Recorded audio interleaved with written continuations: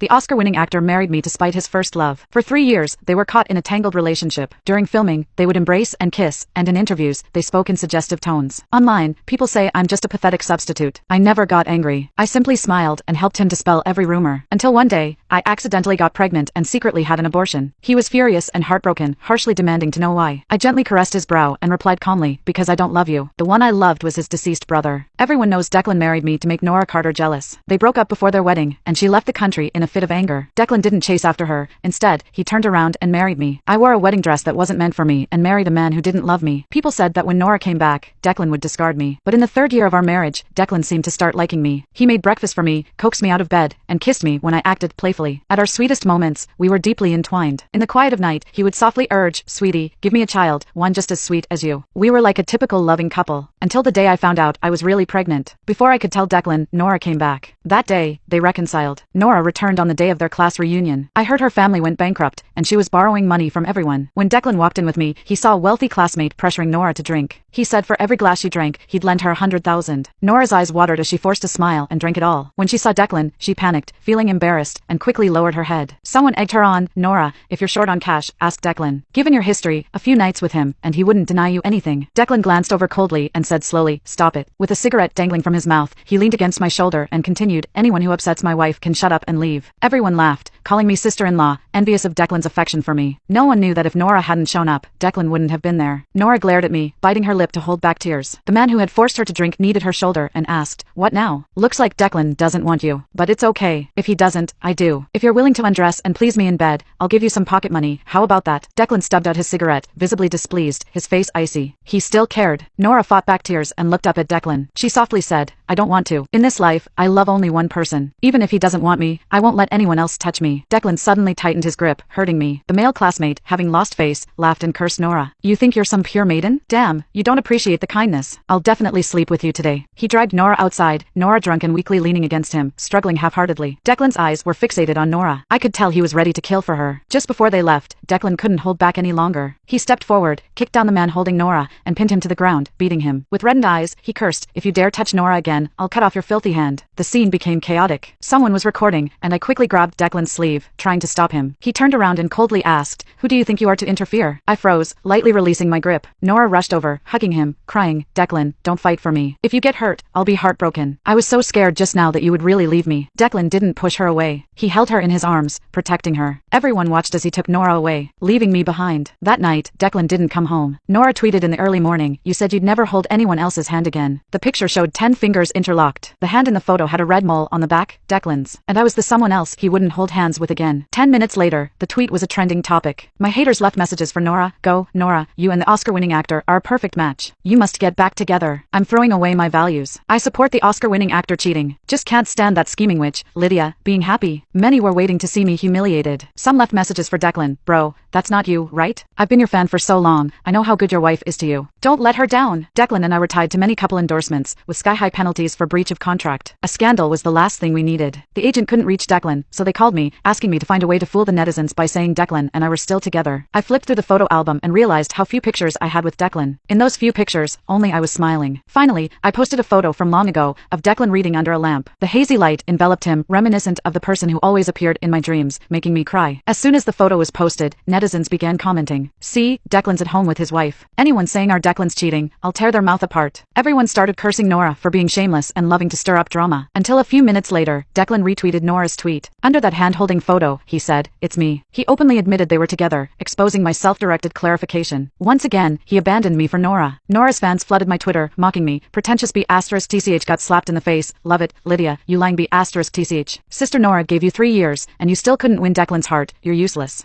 Who said I wanted Declan's heart? I deleted everything in my phone related to him. I wanted a divorce. The next morning, the company called me in to handle Declan's rumor crisis. Unfortunately, I ran into Nora. Declan probably couldn't bear to leave her alone and brought her along. As soon as she saw me, she apologized. "Lydia, sorry about last night. I got drunk and tweeted nonsense, and Declan joined in, causing you trouble. I've already told him off. He only thinks of me and not you at all. Such a big dummy. The things people say online are so harsh, calling you my stand-in. It's hilarious." They don't know how much I want to thank you for taking care of Declan all these years. She smiled sweetly at me. I smiled back. I'm Declan's wife. A wife taking care of her husband doesn't need thanks from outsiders. But you, being called the other woman last night, don't take it to heart. Nora's expression changed. She glanced me up and down, suddenly fixating on my ring. She smirked. Lydia, you're wearing my wedding ring. You should return it to me. She reached for my hand, and I, annoyed, swung my arm, accidentally hitting her face. Nora suddenly swung her bag at me, the metal scraping my forehead, drawing blood. She used so much force, it made my ears ring. I raised my hand to hit back, but someone grabbed my wrist from behind. Declan appeared, coldly warning me, Lydia, try touching her. When I turned, he saw the blood on my face, paused, frowned at Nora, and asked, did you do this? Nora, with teary eyes, shook her head. Declan, she called me the other woman and tried to hit me. I dodged, and my bag accidentally hit her. I didn't mean it. I'm sorry. When she cried, Declan's heart ached. Hearing her, Declan ruffled her hair, praising her. Anyone hits you, hit back. With me here, you don't need to apologize to anyone. I suddenly envied Nora. Actually, I'm quite the crybaby too, but the one who cared for me is gone. Agent Fiona couldn't take it anymore and pointed at me, yelling at Declan, this is your wife. Declan, are you blind? Holding onto a green tea witch and not letting go. How is Lydia any worse than Nora? Did you forget you said you wanted a child with Lydia? Did you forget you said being with Lydia felt like home? Now you're hurting her like this. Are you sure you won't regret it later? I subconsciously touched my belly. Inside my body was a budding child. Declan chuckled, casually glancing at me, emotionless, speaking calmly. Lydia, Phoebe, Cora, they all need to step aside. Perhaps, at one time, Declan's feelings for me were fleeting and superficial. But now that Nora has returned, he's ready to love her. I removed the ring from my finger, a ring that was never truly mine, and handed it back to Declan. His smile slowly faded. After a brief pause, he reached out to take it. Aunt Hazel caught my arm, glanced at my stomach, and gave me a meaningful look. Lydia, don't be foolish. You're all ready. Nora interrupted, grabbing the ring. She tried it on, but it was a bit tight. Her smile stiffened slightly, and she tossed the ring into the trash. Forget it. Declan, don't be upset for my sake. I don't want a ring that's been worn by another woman. It's tainted. Declan ignored her, keeping his eyes on me as he asked in a serious tone, what's going on with you? I looked at him indifferently, then turned and walked away. Declan, I'm pregnant, but you don't need to know. Declan is extremely perceptive. Aunt Hazel's hint was obvious enough. I think he can probably guess most of it. I've been on medication for a long time, which isn't good for the baby's development. This pregnancy was unexpected, and the doctor suggested I terminate it. I don't want to be entangled with Declan because of this child. Before the abortion, I moved out to avoid running into him and causing any trouble. Although, Declan probably doesn't care at all. He didn't come looking for me, he's still living his life as usual. Aunt Hazel sent me a video. It was at an auction where Declan gave Nora a lavish diamond ring. She laughed and threw herself into his arms. A perfect match. Oh right, I almost forgot. Declan said Nora is back. Whether it's Nora or Nora's child, they all need to step aside. It's all fine. The day before the procedure, I suddenly felt very anxious. I remembered the jade pendant my mom got for me before she passed was still in the home safe, so I planned to go get it. When I got home, I found the entry code had been changed. Standing at my own front door, unable to get in, I suddenly felt quite pathetic. I called Declan in anger, but the one who answered was Nora. Her voice was smug as she laughed. Nora, today's my birthday. Declan insisted on taking me to watch the meteor shower, so we won't be home tonight. I once told him that couples who make a wish on a shooting star will be together forever. I didn't expect him to remember. I'm so happy, but I can't give you the code. After all, we're not home, and it's not appropriate for someone like you to be in our house. I hung up immediately, opened the password lock, and entered today's date. The door opened. The code was Nora's birthday. Inside, all traces of my life were erased. Our wedding photo on the TV cabinet was replaced by a photo of Declan and Nora. They looked so young. Declan was holding her, both smiling happily. My succulents were thrown out, pots and all. My study had turned into Nora's piano room. I was stunned for a moment, then rushed into the bedroom and opened the wardrobe. It was filled with a line of sexy lace nightgowns, none of which were mine. The safe was at the bottom. I pressed my fingerprint, my hands shaking.